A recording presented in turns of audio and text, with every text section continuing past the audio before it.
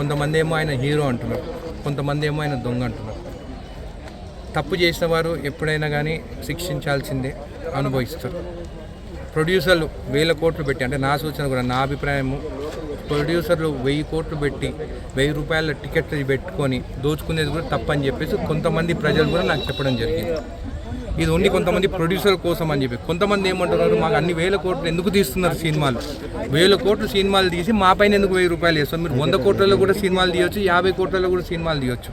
ఒక సినిమా 1000 కోట్లు పెట్టి తీస్తే దాంట్లో ఎవరు బాగుపడతారంటే ఒకటి ప్రొడ్యూసరు, ఒకటి డైరెక్టరు, ఒకటి హీరోయిన్లకు కూడా రేట్లు అక్కడ ఇచ్చే ఫీజు తక్కువ ఉంటుంది. అక్కడ వాళ్ళు పనిచేసేటోళ్ళకు కూడా వేజెస్ కూడా చాలా తక్కువ ఉంటాయి. ఈ 1000 కోట్లు ఈ ముగ్గురు కోసము ఇట్లా చేయడం అనేది కొంతమంది అది తప్పు అంటున్నారు, కొంతమంది ఏమంటున్నారు ఆయన తప్పు చేసింది శిక్షించాలి అంటున్నారు. సో ఈ 2 కాంబినేషన్లు ఉన్నాయి.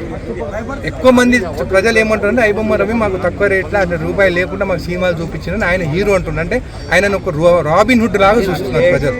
కాబట్టి ఇప్పుడు ఏదైనా కానీ న్యాయస్థానం ఉన్నది, ఆ తీర్పు ఏదైనా కానీ దాన్ని కట్టుబడి ఉండాలి.